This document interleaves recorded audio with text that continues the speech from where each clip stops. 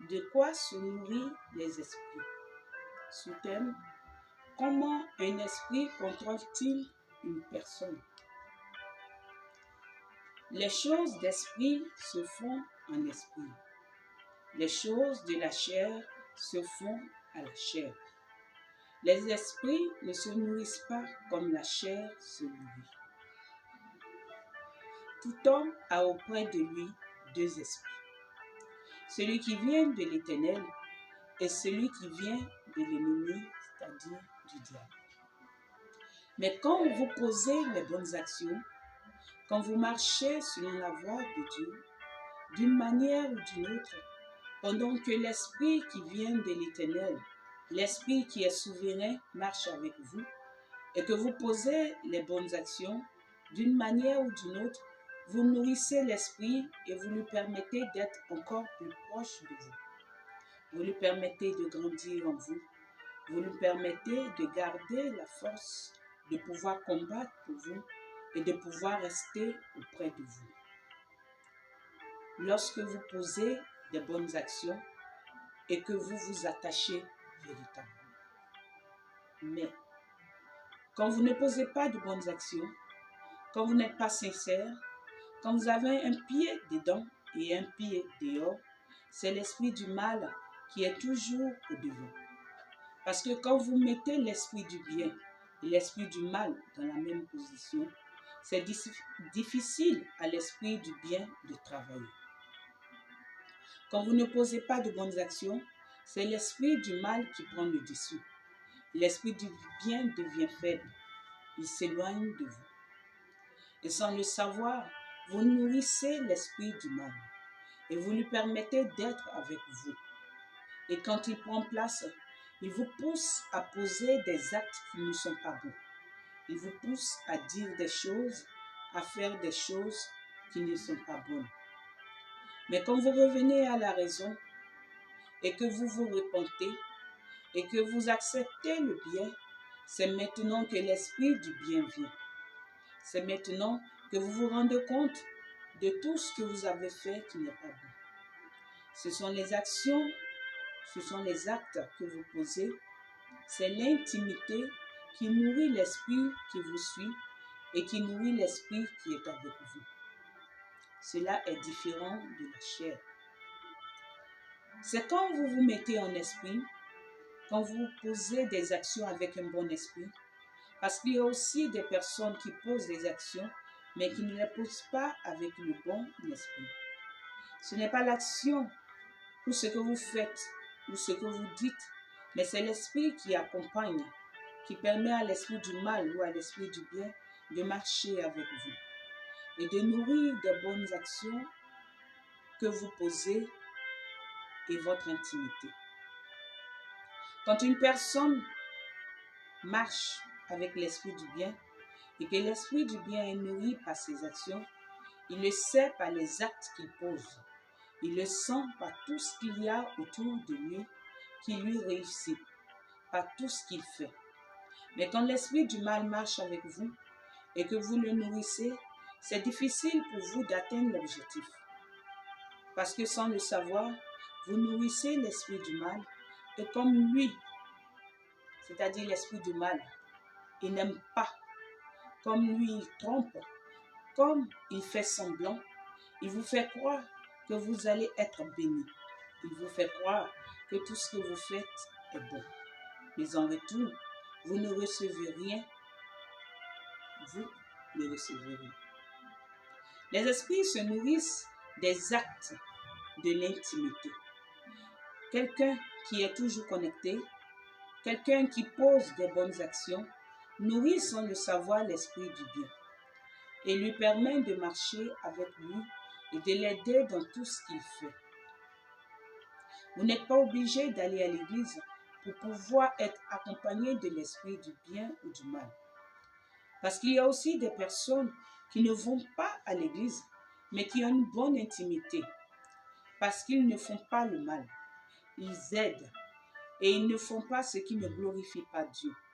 D'une manière ou d'une autre, ils font aussi l'effort de s'approcher de l'Éternel, même s'ils ne vont pas à l'église. Parce que ce n'est pas seulement ceux qui vont à l'église. Il y a des personnes même qui vont à l'église, mais qui sont très loin de l'Éternel Dieu, qui nourrissent l'esprit du mal, qui marchent avec le mal sans même le savoir. Quand vous nourrissez le mal marche avec vous, contrôle votre vie, vous donne des ordres et vous exécutez, parce que c'est lui qui vous domine. Si vous ne faites pas l'effort de vous faire suivre, si vous ne passez pas par la délivrance, et si vous ne renoncez pas à tout ce qui ne glorifie pas l'Éternel Dieu, c'est très difficile que cet esprit vous quitte.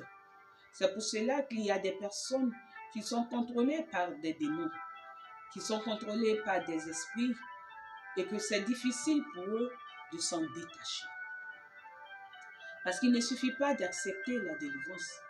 Il ne suffit pas de dire qu'on veut quitter. Mais quelles sont les actions? Quelles sont les pensées? Quelle est l'intimité pour que l'esprit du mal fléchisse et que l'esprit du bien prenne place? Les démons habitent les personnes. Ce n'est pas aussi seulement tous ces esprits qui sont provoqués par ces personnes-là qui sont possédées. Je reprends. Les démons qui habitent les personnes, ce n'est pas aussi seulement tous ces esprits qui sont provoqués par ces personnes-là qui sont possédés.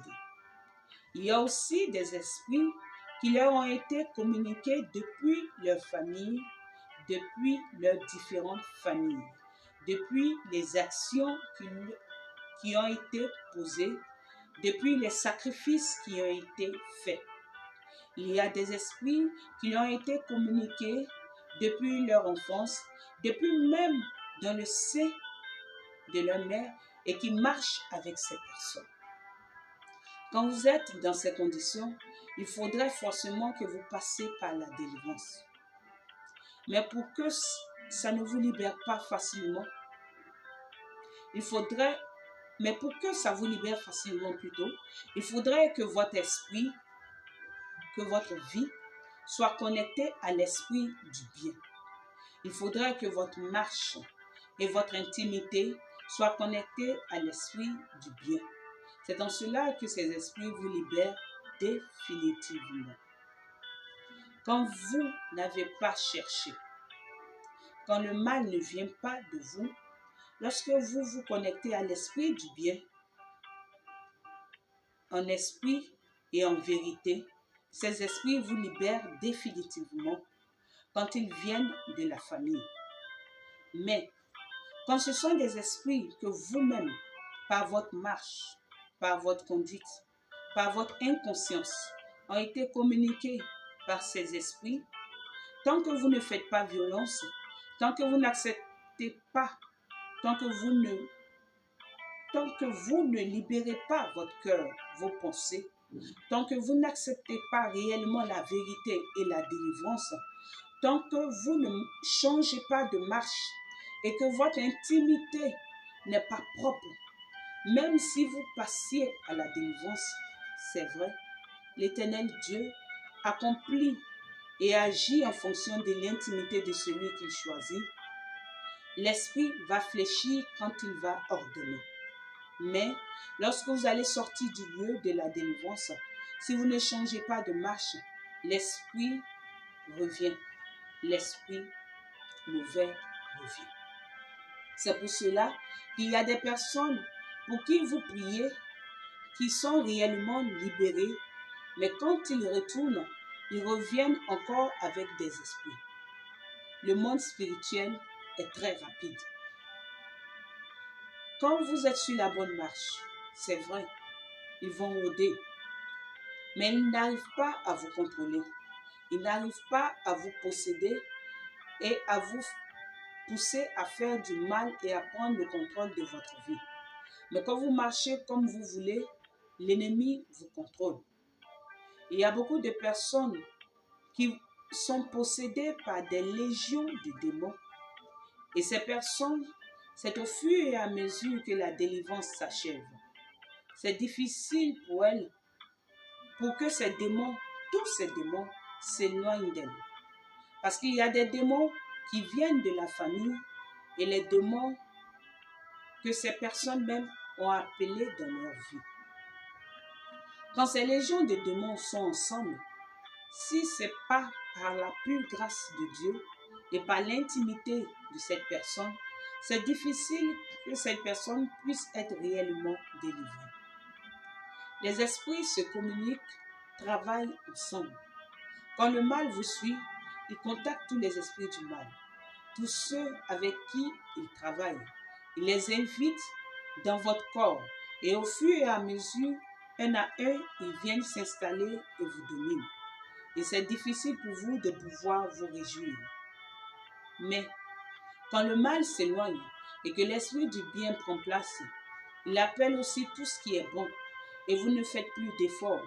Votre témoignage, votre grâce, votre joie, vous la voyez, vous vous attachez et vous vous réjouissez. Le monde spirituel est un mystère. Quel que soit l'enseignement, quel que soit ce que vous allez entendre, quel que soit ce que vous allez voir, sachez qu'il y a des choses que vous ne pourrez pas comprendre parce que c'est un mystère. Ce sont des choses qui se font très rapidement. Vous appelez le mal vient. Vous appelez le bien vient. Mais sachez aussi que vous ne pouvez pas appeler en même temps le mal et le bien. Quand vous êtes dans ces conditions, le bien s'éloigne parce que le bien ne partage pas sa gloire. Le bien ne partage pas sa gloire. Faites tout pour que le bien soit avec vous. Faites tout pour que l'esprit que vous nourrissez soit l'esprit du bien. Faites tout pour que votre corps, votre âme et votre esprit soient connectés à l'esprit du bien. Parce que si votre cœur et vos pensées sont connectés à l'esprit du mal, quel que soit ce que vous allez faire, quelles que soient les actions, quelles que soient les prières, ce sera difficile pour vous de pouvoir vous réjouir véritablement. Parce que vous voyez, le cœur est rattaché à l'âme et l'âme se trouve dans le sang. Et quand l'esprit commence à détruire, il commence par le sang. C'est là que se trouve l'âme. S'il atteint l'âme, où il ne doit pas toucher, où il ne doit pas atteindre, c'est très difficile que vous puissiez vous en sortir. Tout est relié. C'est un mystère. Posez de bonnes actions. Demeurez dans la vérité. Demeurez dans la joie. Éloignez de vous la tristesse. Éloignez de vous tout ce qui n'est pas bon. Faites l'effort parce que c'est vrai, l'ennemi tente. L'ennemi affaiblit. L'ennemi se lève. Il joue son rôle. Faites tout pour que l'esprit du bien ne s'éloigne pas de vous. Soyez réellement sincères dans tout ce que vous faites. Et que l'Éternel Dieu, quelle que soit la situation, se souvienne de vous. Parce que c'est Dieu qui est au-dessus de tout. Et c'est Dieu qui bénit réellement. Le diable trompe. L'Éternel Dieu ne trompe pas. Le diable n'est pas dans la vérité. Dieu, lui, est dans la vérité. Apprenez à marcher dans la vérité réellement pour que le bonheur, la joie, le témoignage soit votre partage et qu'au dernier jour, vous soyez aussi dans la gloire, vous soyez dans la révélation, vous soyez dans le mystère. Faites ce qui est juste et la justice parlera en votre faveur. Faites ce qui est bon et les bonnes choses vous accompagneront. Soyez dans la vérité et la vérité vous affranchit. Ainsi prend fin les cours donnés par le prophète Gazo Jean-Baptiste, leader fondateur du ministère du Dieu vivant, cours donnés sous inspiration du Saint-Esprit. Que Dieu vous bénisse.